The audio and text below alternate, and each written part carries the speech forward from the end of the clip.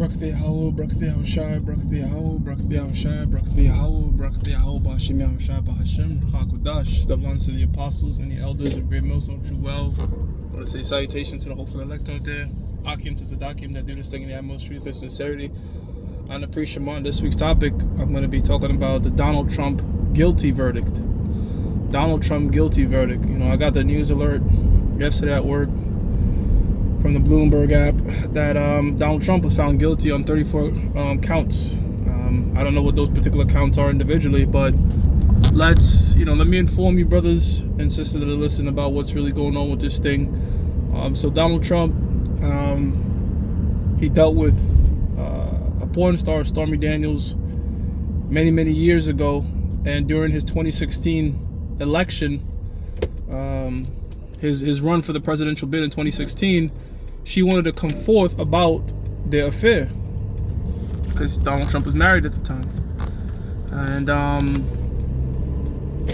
Donald Trump not allegedly, paid his attorney $130,000 to, have her keep quiet about it. And that whole thing, there was sort of debating the fact that, look, this is an event, statutes of limitation, this is way back when, it shouldn't be a thing.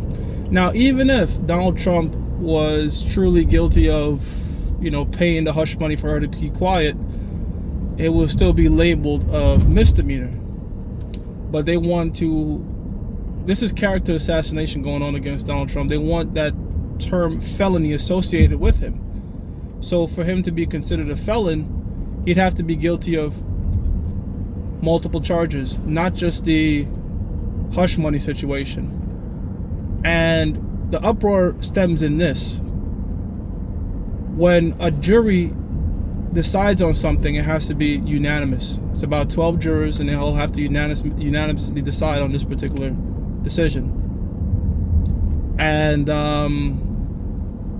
if you want to know what I'm talking about, watch. There's a movie that came out in 1957 called 12 Angry Men, wherein, this guy was put on trial, and the majority of the jurors said, look, this guy is guilty, but one guy, started to question the situation, and the fact that he wasn't unanimous on it, they couldn't determine he was guilty. So it's something to watch.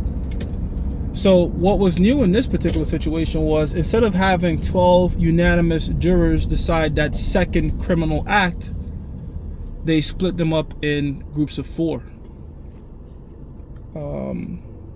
wherein I think only one person. They all couldn't unanimously decide on another particular criminal act, but they were broken up in groups, and I think you only needed 4 from each of those 3 groups to decide this particular second criminal act, and that's what they did. And now he's labeled a felon. And also the district attorney, as Trump mentioned, is getting funded by George Soros. Now, George Soros also was behind the election pro-Biden during that pandemic era. George Soros was funding BLM, these sorts of things, to disrupt the election. This is how come they had social distancing, right? 6 feet apart. It wasn't because if you sneeze I could get COVID. It was because the Trump rallies. When people became 6 feet apart, he could no longer have his rallies, and you can't have that visual sight of people gathering up in masses. Where with the Biden situation, everybody was spread out because nobody was really showing up. The guy didn't have much supporters. And it's clear that election was rigged, because this guy Biden got more votes than any president in history. Also, you had votes that were coming up for people that were dead, and you also had votes that were coming up for, you had more votes in particular areas than you had registered voters. So, mail-in ballots completely rigged the election. So they wanted to do anything to not have him go back in there. And when he's tried as a felon, it could be prison time. More than likely, they might just find the hell out of him to try to stop his funding for his campaign, and also maybe put him on house arrest so he can't do his rallies. So they're really pushing hard to make sure this guy don't run. But the thing is, even in their own laws, Even if he's convicted, he could still run for president. And I got a notification from the Bloomberg app this morning that's saying billionaires don't give a hell if he's convicted or not. They're still going to back him. Certain billionaires are still backing him because Trump goes for people's interest, and amongst the wealthy, that's money, right? So he's trying to propose tax cuts and most people, when Trump is in, make money. Market's up. In fact, when he got convicted, the market just tanked. Most people make money when he's in, but there's different particular industries that have vested interest in Biden winning, right? Like the military-industrial complex, because they need wars, so on and so forth. But the fact that the first time a president was convicted for a crime, a convicted felon, wasn't because the CIA coups or the war in Afghanistan, the bombing of Iran, none of that. It was because an accountant messed up $100,000 given to a porn star. That's what was tweeted and reposted by, that was tweeted by Greg Capital and reposted and commented on by Elon Musk. And this is where I'm going with this, that people are starting to say, wait a minute, that could happen, and they could twist their laws so much to attack a former president. How much more me?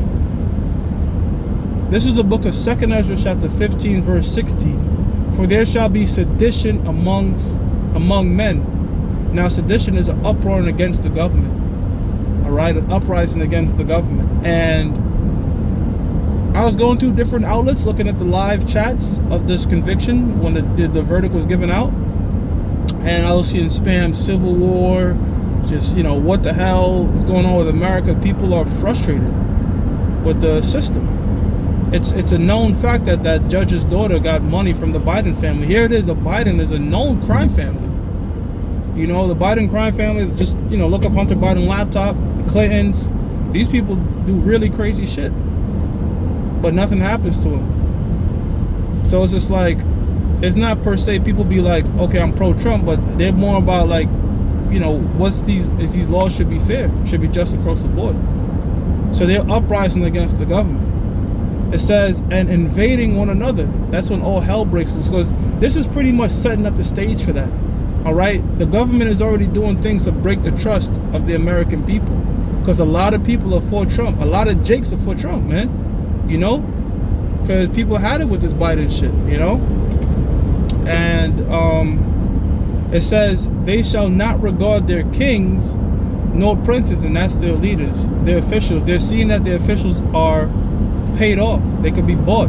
They're seeing that their officials will rig elections, rig laws, get paid off by politicians and private donors like George Soros. They shall not regard their kings nor princes, and the course of their actions shall stand in their power. Meaning, you're gonna have people that's in law enforcement, okay, that's not gonna be showing up to the precinct, man. They're gonna be worried about protecting their family. They're also not gonna trust the government, okay, especially when this chip thing takes place, which is the RFID microchip, which is the mark of the beast.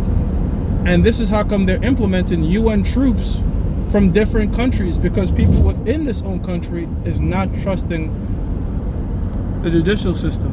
All right, they're seeing that it's corrupt, and this dude Donald Trump, man, is a big part of prophecy, man, because Isaiah 19:2 says, and I will set the Egyptians against the Egyptians, and they shall fight every one against his brother, and every one against his neighbor, city against city, and kingdom against kingdom. And honestly, it's not so much the people are divided. Most people are pro-Trump.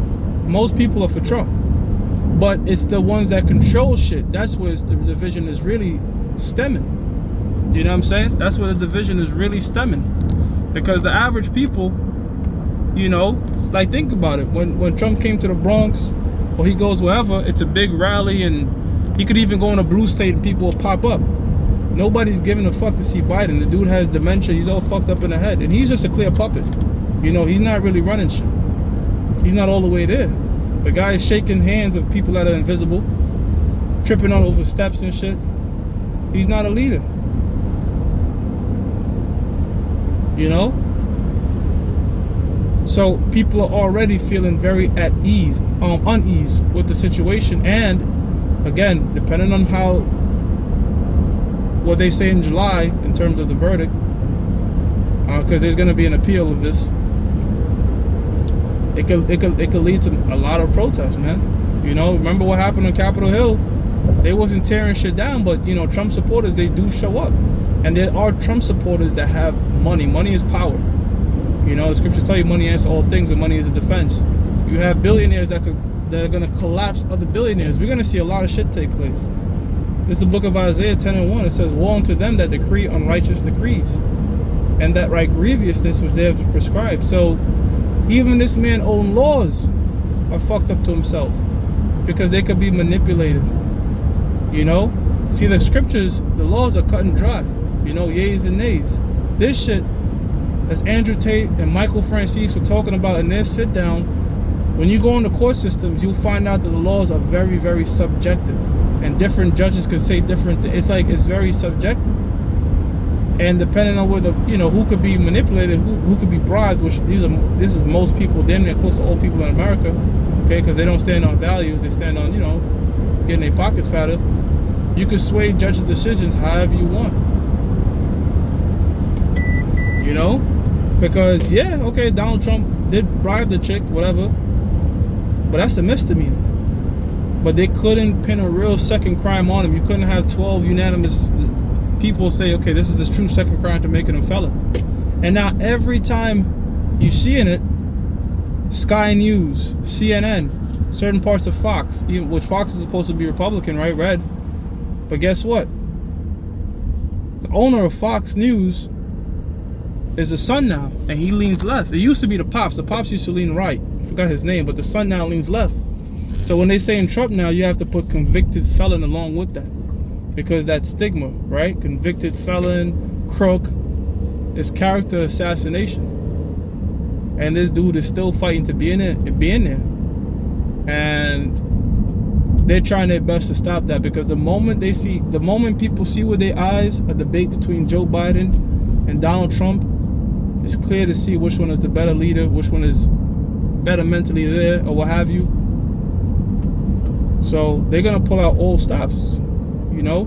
Now we don't give a rat's ass. Well, I kind of do. I kind of want Trump because I want money. But it doesn't matter who's in there. You know, Isaiah 14:24. Let me get that.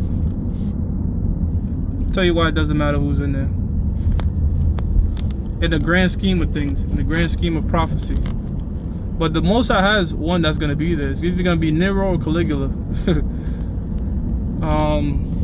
Isaiah 14:24 says, "The Lord of hosts have sworn, saying, surely as I have thought, so shall it come to pass, and that I have purposed, so shall it stand." So the Most High's verdict is going to be the ultimate decision, whether that's to get this dude locked up and keep Biden in there, or have Trump in there, have them go even harder with some crazy shit at him.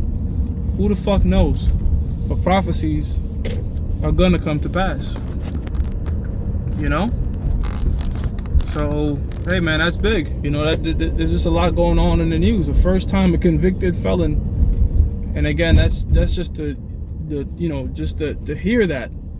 You know, they want to stimulate the mind to make you think that, damn, you're gonna really vote for a felon. You know what I'm saying? It's all mind games. It's all magic. You're gonna vote for a felon, a convicted felon. So it's just character assassination, and they're pulling out all stops, man. So we're gonna see what the other billionaires are gonna do to come against Biden. And it's, hey man, they devouring each other, man. Kingdom divided against itself shall not stand. So that's it. I'm going to give all praises to Yahweh, Bahashim Yahweh Shah, Bahashim Rakah Kodash, double honors to the apostles and the elders of Great Millstone True Well. Salutations to the hopefully elect out there, you Akim to Sadakim that do this thing in the utmost truth and sincerity. Shalom.